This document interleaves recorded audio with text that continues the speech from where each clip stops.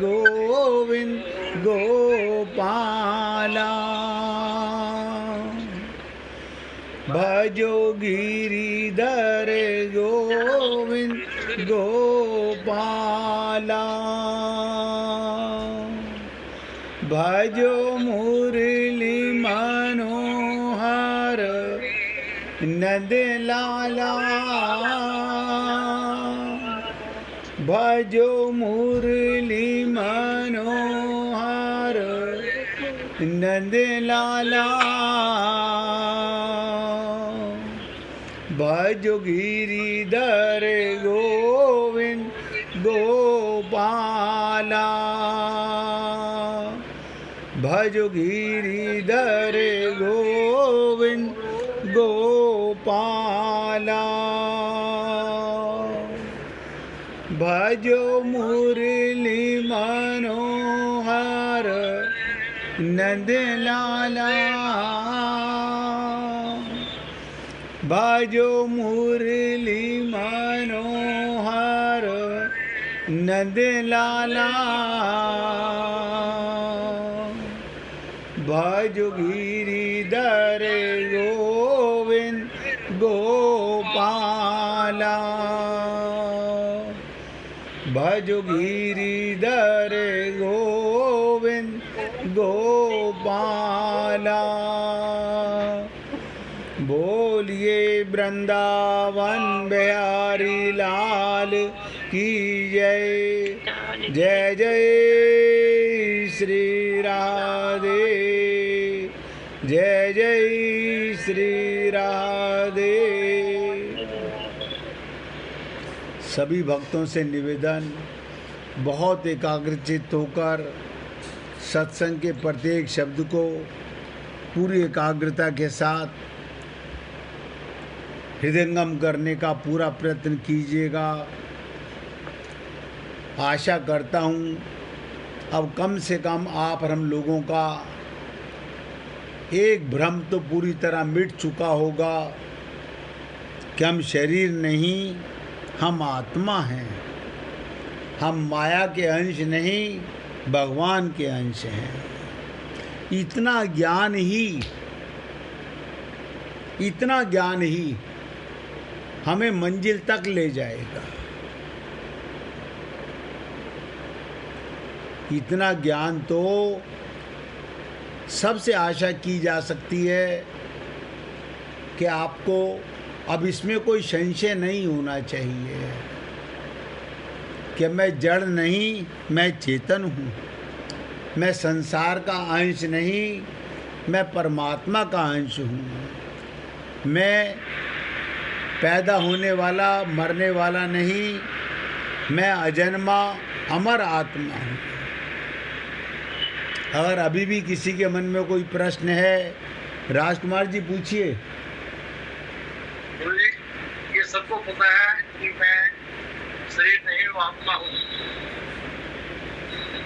ये सबको पता है हमारे ग्रुप में, लेकिन हमारा विवेक अभी जागा नहीं है। कोई बात नहीं, मैं वही बताने जा रहा था कि इतना ज्ञान ही हमें मंजिल तक ले जाएगा, भगवत प्राप्ति करा देगा। मैंने भी यही निवेदन किया। आपने जो बात कही कि विवेक अभी जागा नहीं, कोई बात नहीं। इतना ज्ञान तो सबको हो ही गया कि मैं आत्मा और परमात्मा का अंश हूँ। मैं शरीर नहीं हूँ, ना मेरा जन्म होता है, ना मेरी मृत्यु होती है। जब मैं शरीर नहीं तो संसार में मेरा कुछ भी नहीं। अभी राजकुमार जी ने कहा हमारा विवेक नहीं जागा है। इसी पर थोड़ी सी चर्चा बता देता हूँ। अगर ये ज्ञान हो गया कि मैं आत्मा हूँ, तो ये भी ज्ञान हो गया होगा कि मैं सत हूँ, मैं असत नहीं हूँ।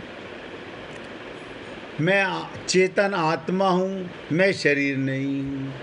तो इसका मतलब हमें सत का ज्ञान तो हो गया, और ये भी ज्ञान हो गया असत, शरीर और संसार मेरा नहीं है। ये केवल मुझे सेवा के लिए मिला है। मैं परमात्मा का अंश भगवत प्राप्ति करने के लिए शरीर में आया हूँ। इसे ही विवेक कहते हैं। और विवेक कोई और चीज़ नहीं है, कोई वेदों का, शास्त्रों का, पुराणों का, गीता, भागवत, रामायण का कंठस्थ होना विवेक नहीं है। बस इतना जान गए कि मैं परमात्मा का अंश हूँ। मैंने तो कहा रामचरितमानस की एक चौपाई पूरी तरह से हृदयंगम हो जाए, इसी से कल्याण हो जाएगा। पूरी रामायण अगर एक चौपाई हृदयंगम हो गई कि ईश्वर अंश जीव अविनाशी, चेतन अमल सहज सुख राशि। अरे भगवान मेरी तारीफ कर रहे हैं, मैं सहज सुख राशि हूँ। मुझे सुख पाने के लिए लालायत नहीं होना चाहिए। लेकिन अभी तक भगवान की कृपा के बिना हम चेतन होते हुए अपने को शरीर मानते थे। तो सत्य का ज्ञान तो हो गया। और विवेक में यही है, ज्ञान सत्य है, अज्ञान असत्य है। अज्ञान हमारा मिट गया और सत्य का ज्ञान हमें हो गया। यही विवेक है। इसलिए राजकुमार जी, विवेक जागृति से आपका तात्पर्य क्या है, खुल करके पूछिएगा। आपने जो ये प्रश्न उठाया कि अभी हमारा विवेक नहीं जागा है, तो आप पूछिएगा विवेक माने आप क्या समझ रहे हो।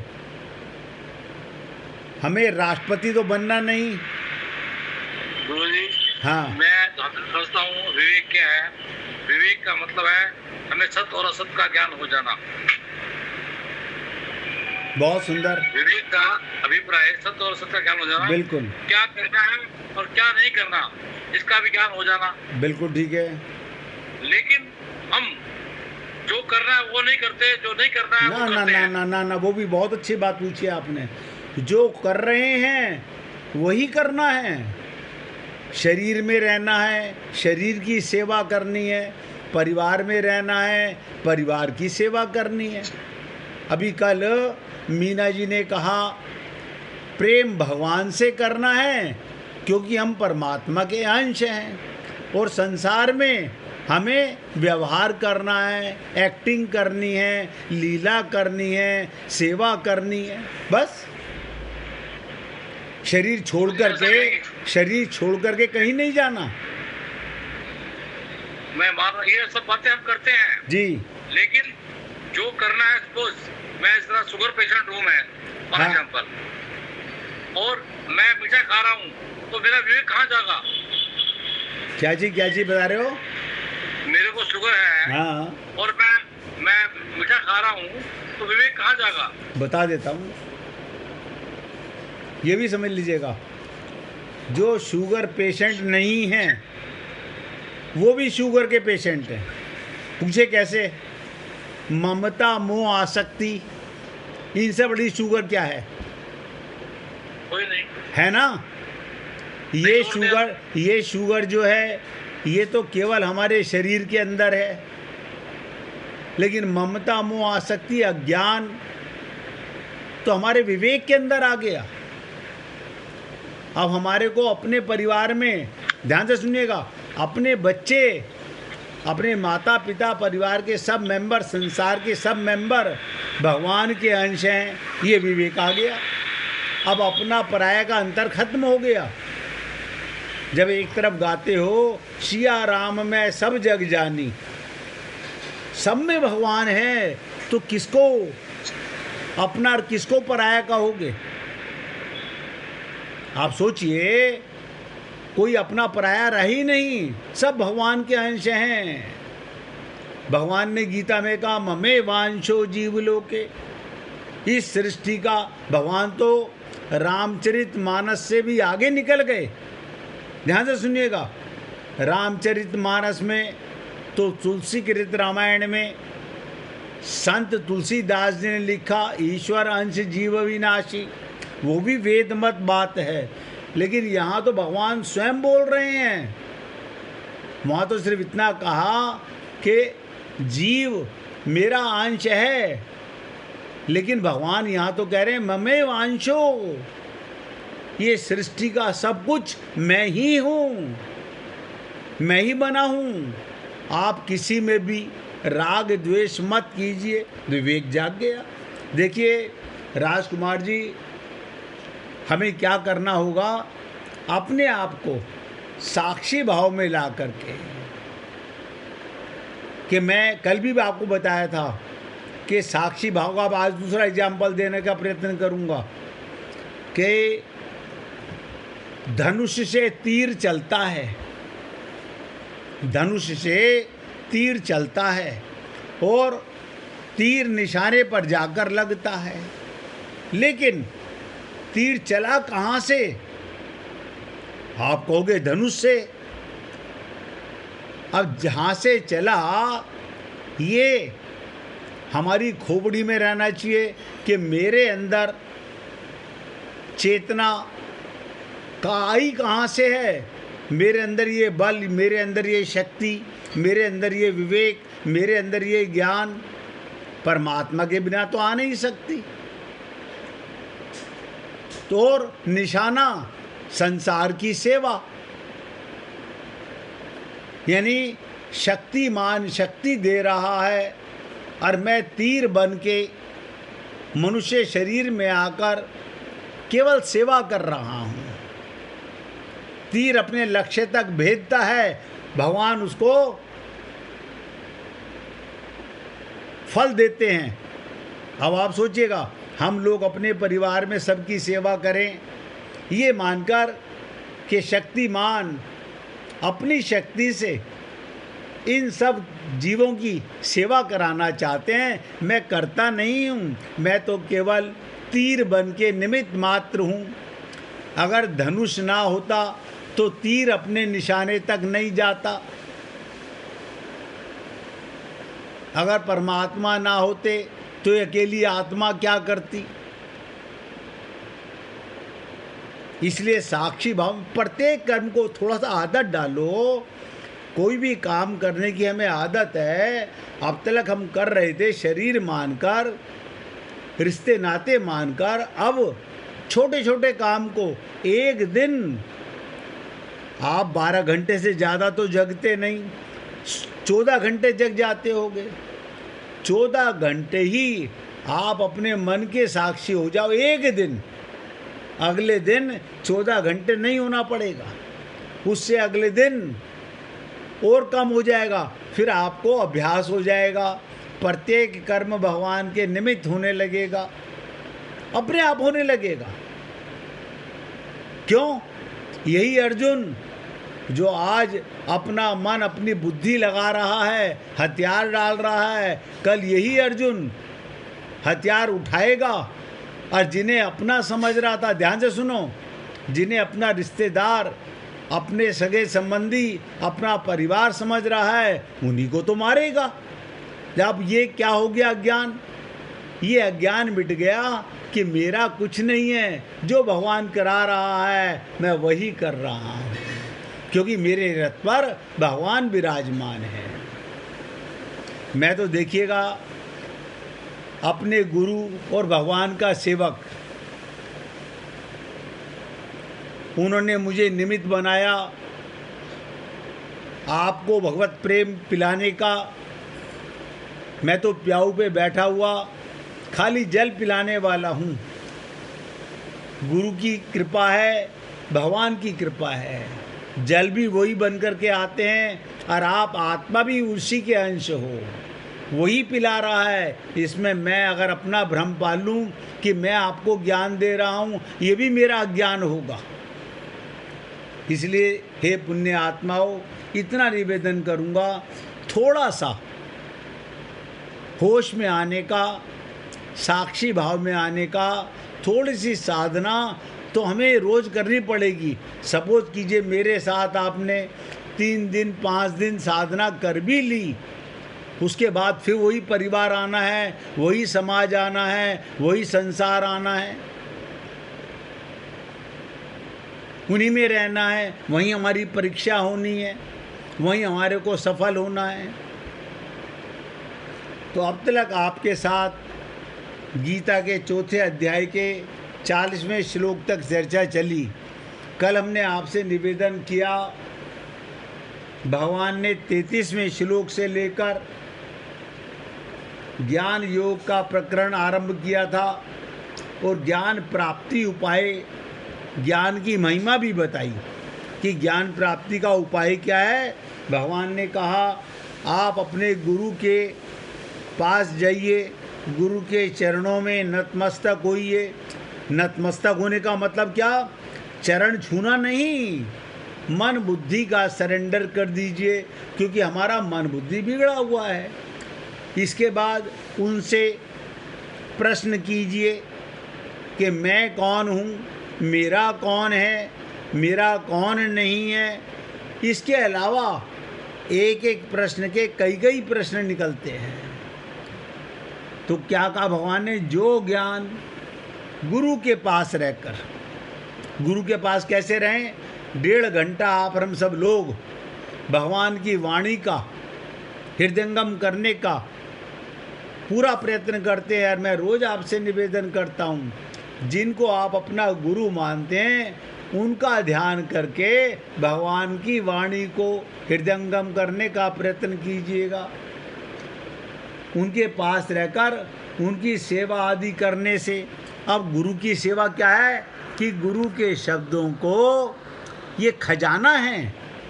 कौन सा खजाना है? परम धन। देखिएगा, एक धन तो वो होता है जो हमें छुपा के रखना पड़ता है, एक धन हमें अलमारी में, लॉकर में और रखते समय ये देखना पड़ता है कि घर का कोई नौकर तो नहीं देख रहा है कि मैं लॉकर में रखने जा रहा हूँ, अंदर से कुंडी लगा ली, कोई देखे नहीं। लेकिन भगवान तो देख रहा है, भगवान तो देख रहा है। एक तो वो लॉकर है, और ये जो धन है, देखो कमाल की चीज़, ये धन परम धन है, यानी वो मिलने वाला और मिटने वाला। सब नोट करें, संसार का धन मिलने और मिटने वाला है। और ये भगवत प्रेम का जो धन है, जिसे आप हम लोग गाते हैं कि परम धन राधे नाम अपार। तो किसी ने प्रश्न किया था, ये राधे नाम क्यों कहा? अब बताइए, भगवान प्रेम, भगवान का दूसरा नाम है आनंद, आनंद को ही प्रेम कहते हैं, और हम उसके अंश हैं। तो भगवान हमें क्या पिला रहे हैं? राधा कौन है? उनकी अंतरंग शक्ति है, प्रेमा शक्ति है। हम प्रेम के अंश हैं, इसलिए कहा गया परम धन राधे नाम अपार, यानी वो अपार शक्ति जिसके चरणन चाकर मुरारी, जिसके भगवान श्री कृष्ण भी चरण चापते हैं। यानी प्रेम, अगर कोई प्रेमी भगवान से प्रेम करे तो भगवान उसके भी चरण दाबने को तैयार है, क्योंकि भगवान कहते हैं अहम भक्त पराधीना, मैं तो भक्त के अधीन हो जाता हूँ। और आप हम सब लोग भक्ति के अधिकारी हैं। क्यों? भक्ति माने प्रेम, और हम प्रेम के अंश हैं। अब हमारे अंदर ये प्रेम क्या है? एक बीज है, भगवान का अंश, उसमें प्रेम अभी फूटा नहीं है। अभी शरीर का प्रेम तो फूटा है, शरीर का प्रेम तो फूटा है, अभी आत्मा का प्रेम नहीं फूटा है। वो सत्संग के खाद पानी से वो बिरवा फैल जाता है। तो वही ज्ञान कर्म योग को सिद्ध किए हुए मनुष्य को अपने आप प्राप्त हो जाता है। ऐसा बताकर भगवान ज्ञान प्राप्ति के पात्र आप हम लोगों के लिए दोनों वर्णन आगे करेंगे, पात्र का भी और अपात्र का भी। अब इस अध्याय को समापन करेंगे, 2 श्लोक रह गए हैं। एक श्लोक तो हो सकता है आज ही समाप्त हो जाए, और फिर एक श्लोक बचेगा 42वां, हो सकता है आज शुरू भी हो जाए, कल एंड हो जाएगा। लेकिन इसके बाद भी मैं पूरे चौथे अध्याय का आपके साथ 1 या 2 दिन में निचोड़ बताने का प्रयत्न करूंगा।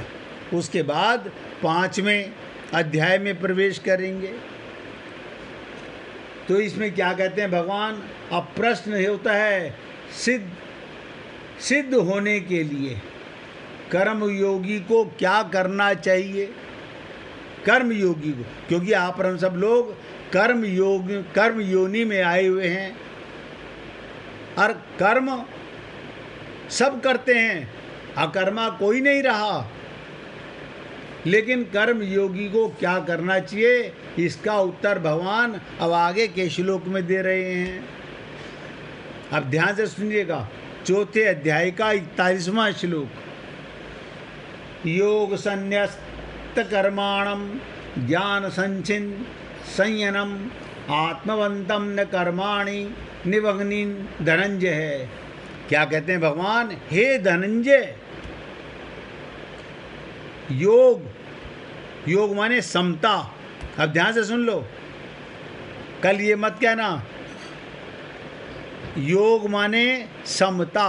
कर्म तो सब करते हैं, लेकिन समता माने भगवान का मान के नहीं करते, क्योंकि मैं आत्मा हूँ, किसके लिए कर्म कर रहा हूँ, परमात्मा के लिए। ये समता हो गई, ये परमात्मा से योग हो गया।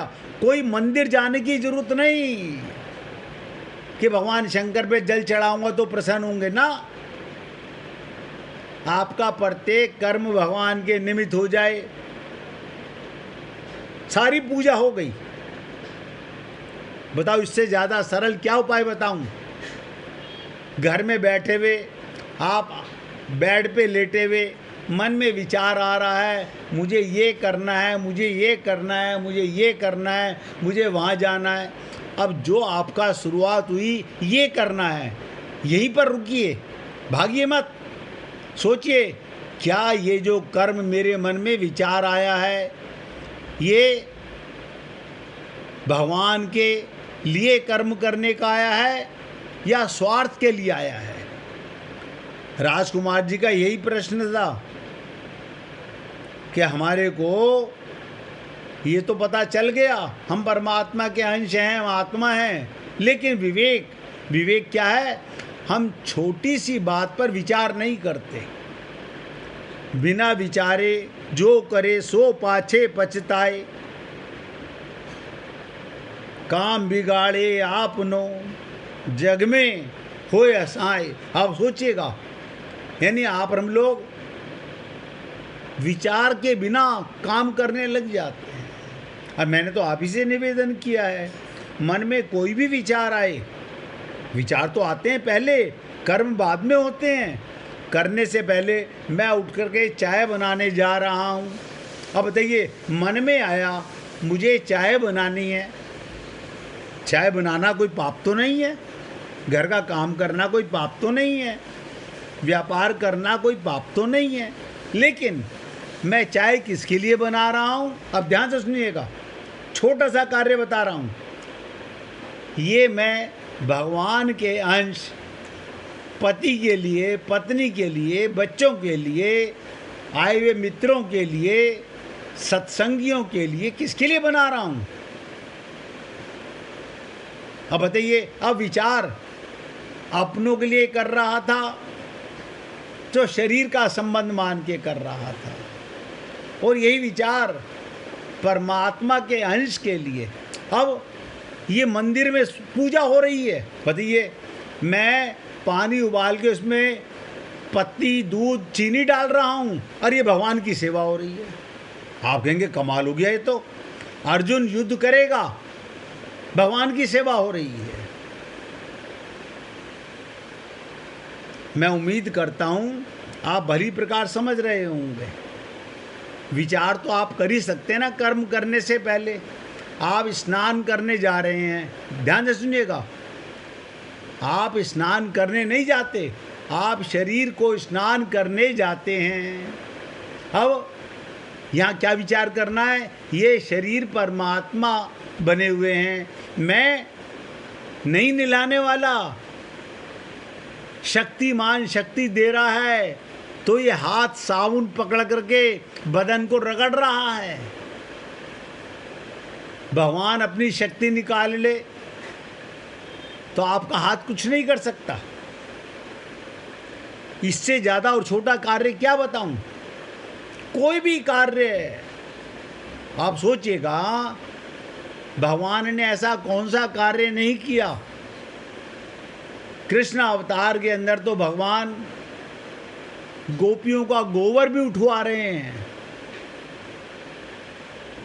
गोबर भी उठवा रहे हैं, और यहाँ तक प्रेम के अंदर अपने मुख पर गोबर की टिक्की भी लगवा रहे हैं। अब मुझे आप बताइएगा, आप कभी अपने भगवान पर जो हमने मंदिर में विराजमान किया हुआ है, चंदन की जगह गोबर लगा सकते हैं? नहीं लगा सकते। कोई भक्त ऐसा नहीं कर सकता लगा सके। लेकिन आप ये सोचिएगा, आप ही पूजे और आप ही पुजवावे। गोपी में कौन बैठा हुआ है? भगवान बैठे हुए हैं। भगवान अपने मुख पर गोपी के हाथ से खुद ही लगवा रहे हैं और हम लोगों को बता रहे हैं कि देखो, मैं गोबर से अशुद्ध नहीं होता, गोबर से अशुद्ध नहीं होता। जैसे आप और हम लोग पखाने में जाकर कहते हैं, अरे जनेऊ कान पे लपेट रखा है, ध्यान से सुनिएगा, और हाथ में लगाना मेरे को। आप बताइए, आप शरीर हो या आत्मा हो? ज्ञान नहीं है आपके मन में उस समय। ये ज्ञान हो, ये शरीर इस समय अशुद्ध है, अभी इसे शुद्ध करना है। मैं अशुद्ध नहीं हूँ। हम क्या कहते हैं, डोंट टच मी, मैं अशुद्ध। अरे आप अशुद्ध नहीं हो, आपका शरीर इस समय अशुद्ध है। आत्मा पखाने में भी अंदर बैठी हुई, आपको ये ध्यान नहीं रहता, परमात्मा भी अंदर ही बैठे हैं पखाने में ही। जहाँ आप वहीं परमात्मा है। आप बिना परमात्मा के अंदर जाते नहीं। लेकिन खोपड़ी में ज्ञान नहीं आती है बातें।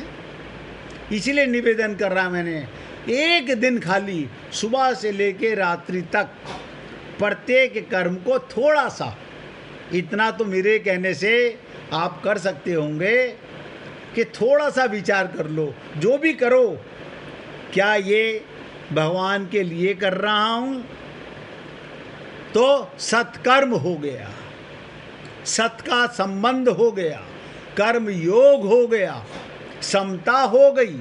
और अगर स्वार्थ के लिए कर रहा हूँ, शरीर मान के कर रहा हूँ, शरीर के संबंध के लिए कर रहा हूँ, तो इसका मतलब मैं सुबह से लेके शाम तक अज्ञान में भगवान के लिए योग नहीं हुआ। इतना तो आप इससे ज़्यादा सरल, अगर किसी को अभी भी समझ में नहीं आ रहा हो तो वो सरल कर दूंगा।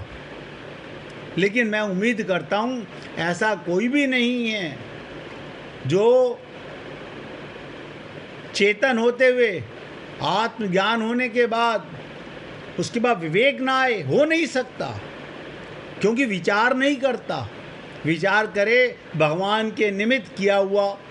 अब आप बताइएगा, आप अपने बच्चे की, अपने पोते पोती की पॉटी धो रहे हैं, आपके लिए ये कर्म भगवान के निमित्त नहीं हो सकता? क्यों नहीं हो सकता? क्यों नहीं हो सकता? सोच के देखिए। आपकी दृष्टि में वो कार्य, अगर ये सोचा कि जिस बच्चे में मैं जिसका मल धो रहा हूँ उसमें परमात्मा विराजमान है, मैं उनके लिए कर्म कर रहा हूँ, तो ये आपका योग हो गया, कर्म योग हो गया, भक्ति हो गई। हे पुण्य आत्माओं, मैं तो अपने गुरुदेव और संत महात्माओं से सरलता से सीखा है और यही भगवान से प्रार्थना करता हूँ कि हे प्रभु, मैं ज्ञानी तो हूँ नहीं, मैं विद्वान तो हूँ नहीं, मैं तो सेवक हूँ भगवान का और गुरु का, कि मेरे सागर में सरल शब्द डाला करो जो मैं भक्तों की सेवा भी सरलता से कर सकूँ। अब 1 मिनट भगवान का कीर्तन करेंगे, उसके बाद आगे चर्चा करेंगे। श्री राधे गोविंदा मन भजले हरि का प्यारा नाम है।